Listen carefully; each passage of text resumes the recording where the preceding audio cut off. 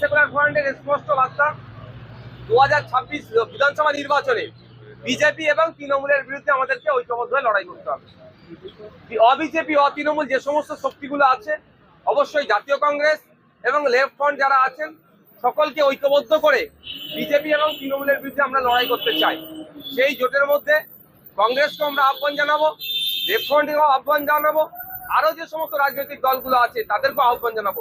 যারা ডাকে সাড়া দিয়ে আসবে তাদেরকে নিয়ে ঐক্যবদ্ধভাবে লড়াই হবে। এবার দিল্লিতে দোস্তি, এখানে কুস্তি, এটা কেমন ভাবে বাংলার কংগ্রেস বা বাংলার মানুষ নেবে সেটা এখন দেখার বিষয়। এবং তৃণমূল কংগ্রেসের শান্ত থাকাই গোটা পরিবেশ পরিস্থিতি নিয়ে কি বলবে? দেখুন, গতকাল বারাইপুরে যে ঘটনা ঘটলো, যতটুকু আমরা মিডিয়ার মাধ্যমে দেখতে পেলাম বা জানতে পারলাম, সেটা কোনোভাবেই কাঙ্ক্ষিত নয়। শাসক বিরোধী প্রত্যেকের রাজনৈতিক কর্মসূচি গ্রহণ করার পূর্ণ স্বাধীনতা রয়েছে।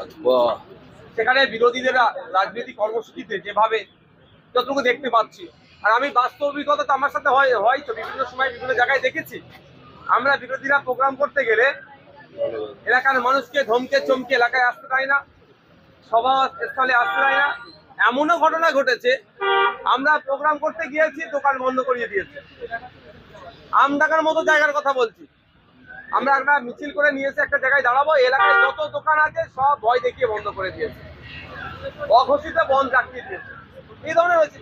বারাইপুরে কি হয়েছে না হয়েছে মিডিয়ার মাধ্যমে যতটা দেখেছি এটা কাঙ্ক্ষিত নয়, কিন্তু ওই প্রসঙ্গটা যেভাবে আজকে বিধানসভার মধ্যে এসে যেভাবে বিজনেস ছাড়া ওইটাকে নিয়ে উত্তাল করা হচ্ছে, আমি এটা প্রশ্ন খুঁজে পাচ্ছি কোন অ্যাঙ্গেল থেকে।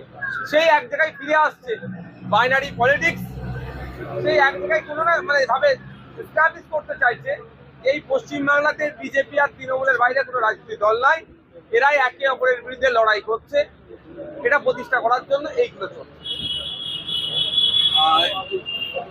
কিন্তু স্পিকারের বিরুদ্ধে যে অভিযোগ, সেই অভিযোগে কি আপনি কি অভিযোগ আছে?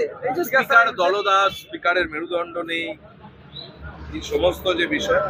দেখুন, আমি একজন বিরোধী বিধায়ক হিসাবে এটা বলতে পারি, এই প্রথম আমি স্পিকার দেখছি, এর লেফট ফ্রন্টের স্পিকারের সাথে আমি প্র্যাকটিক্যালি তার সম্মুখীন হয়নি।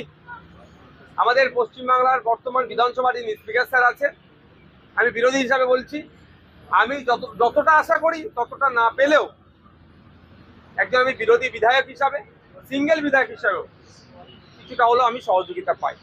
কিন্তু যে আশাটা আমি করি সহযোগিতার, সেই আশা হয়তো আমি পাই না। কারণ আপনাদের বলি, এই বিধানসভার মধ্যে আমার